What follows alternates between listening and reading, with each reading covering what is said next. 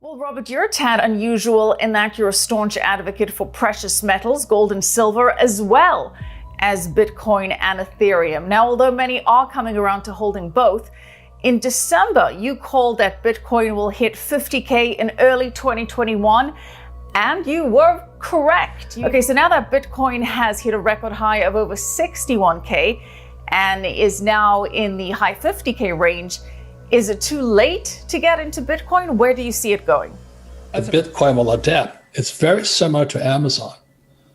Amazon adapted. It could morph. It could change as new .coms came online. It could absorb them. Bitcoin will eat them alive. So I don't know if that's true or not, but being an old guy, I got to trust the young guys. That's all I'm saying. And I may buy some again today or tomorrow, just because I'm more bullish on it. But I'm not bullish on gold, silver, or Bitcoin. I'm just bearish on Biden and his communist gang. That's what I don't like. Because you said you're projecting Bitcoin to be worth over $1 million in about 5 years' time. Is that what you said? Yes. And why? But for years and years and years, I've been saying buy silver, buy gold, because that's real money, not ETFs, real gold, real silver, and keep it in safes far away from your house. Okay, so now that Bitcoin has hit a record high of over 61K and is now in the high 50K range, is it too late to get into Bitcoin? Where do you see it going? That's a very good question, because it's always the entry point. Like, I bought Bitcoin at 9,000 and I thought I was being fleeced. But the reason I bought it at 9 was because COVID shut down the world economy. So I thought it was pretty, when they started printing, so I bought Bitcoin at 9. I wish I'd bought it at 10 cents, like a lot of people did. But now I look like a genius, because today it's around 55,000. This is April 2021. And I think it's going to go to 1.2 million in 5 more years. So I'm still advocating it all. I prefer gold and silver, I do, because Bitcoin is still untested. But I have the wherewithal to withstand the hit if it goes down. But gold and silver are God's money. I know, because I've traveled the world looking for this stuff. And I've been in the Andes, I've been in Mongolia, been in Argentina. I was just in Park City, which is a silver mining place. So I'm very much in favor of gold and silver, because it's God's money. God put it here. I'm not really religious, but I'm saying God put it here. And then now with AOC and her Green New Deal, silver is going to be used more and more for the environmental. So silver is an industrial metal, but like, the thing that really is strange is I can't buy it at retail. So I go to, a coin dealer, and I just test them and say, have you got any silver? I said, yeah, in about 6 months. Why is the price not higher then? That's what I don't understand. Okay, let's focus on silver, but I certainly want to circle back to your Bitcoin projection. What do you think is going on with silver? Because you've indicated several times on this program, as well as on your own podcasts, that you suspect that there is some kind of manipulation in the silver market, driven perhaps by the fact that so many of the world's biggest corporations need it for their products, particularly in the tech sector. So expand on that a little bit for us, if you will. Well, I think the big thing is, for batteries right now. And, there's Tesla, there's Sony, all the tech companies use silver. And they can't find, another thing too, which is a little bit too technical, is many of the silver mines are in hostile territory. They don't like us. I know, because I've been to their countries looking for silver. So silver is getting rarer and rarer and rarer, and more in demand. Whereas, I have my gold watch, but you don't use it that much. It's just gold. But silver is burned up all the time. It's used in medicine, it's used in everything, water purification. So that's why for the last, 15, 20 years, I've been very bullish on silver, and then I couldn't get it. So the other day I called my local dealer up and I said, have you gotten it? He says, you won't believe this. I got X amount. I said, I'll take it. I paid nearly $30 for it.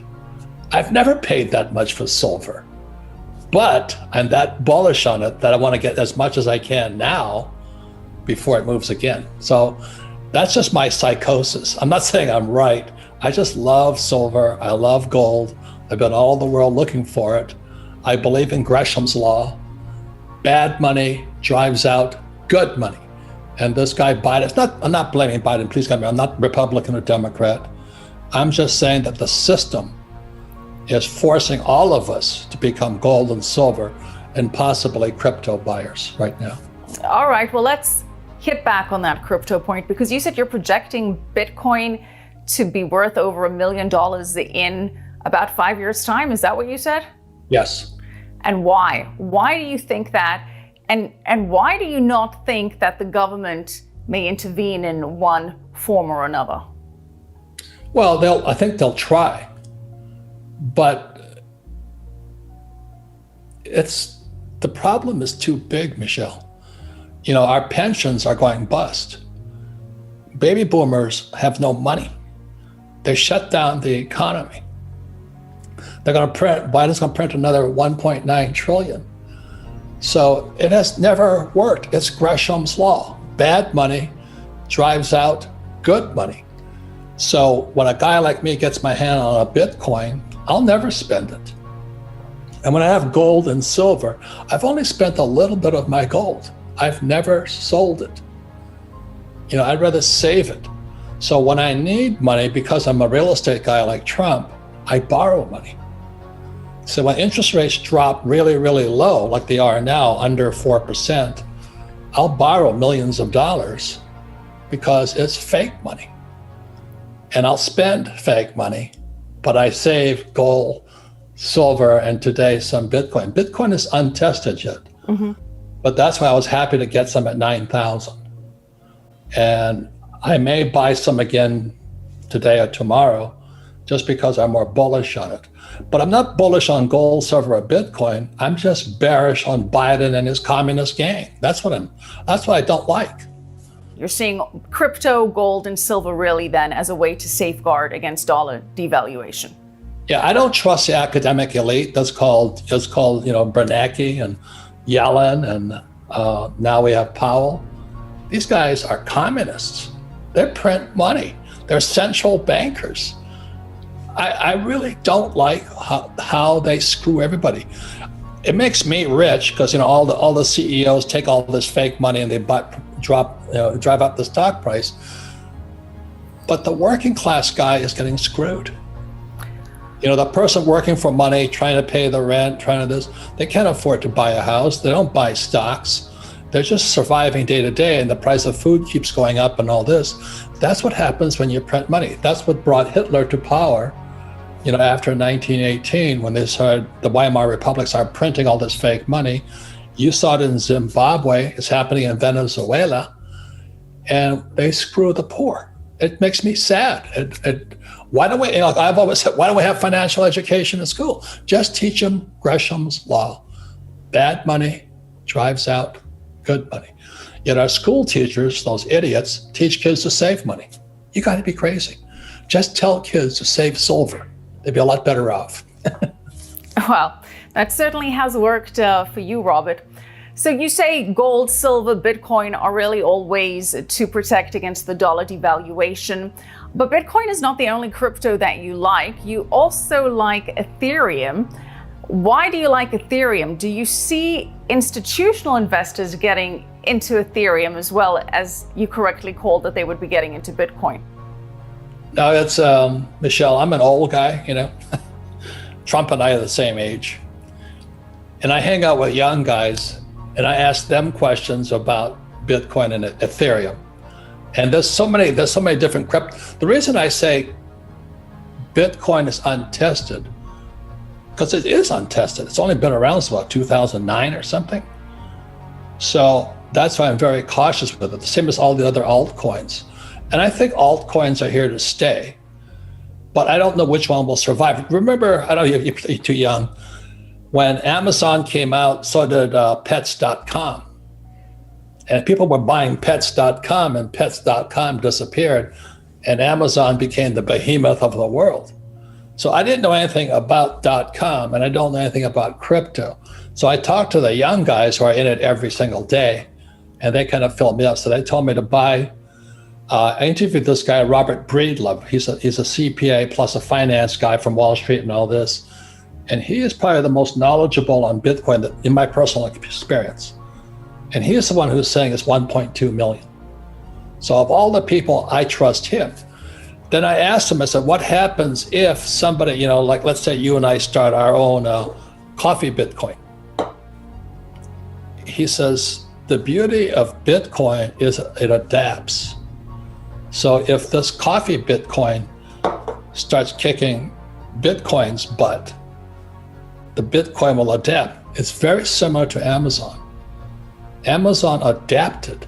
It could morph, it could change as new .coms came online.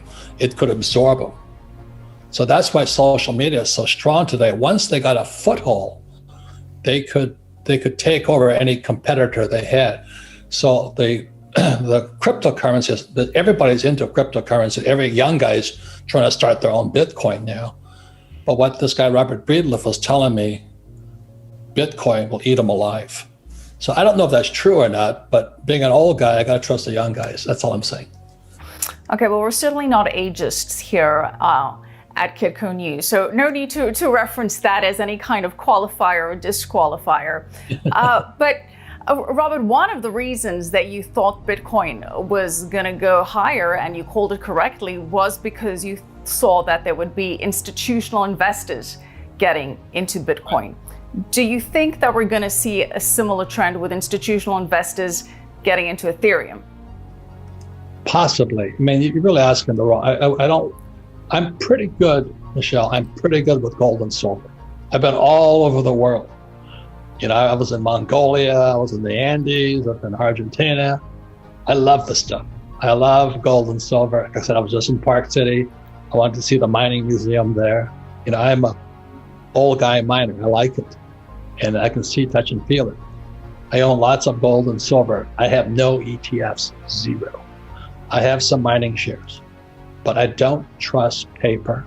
I don't trust Wall Street, and I don't trust my government. That's why.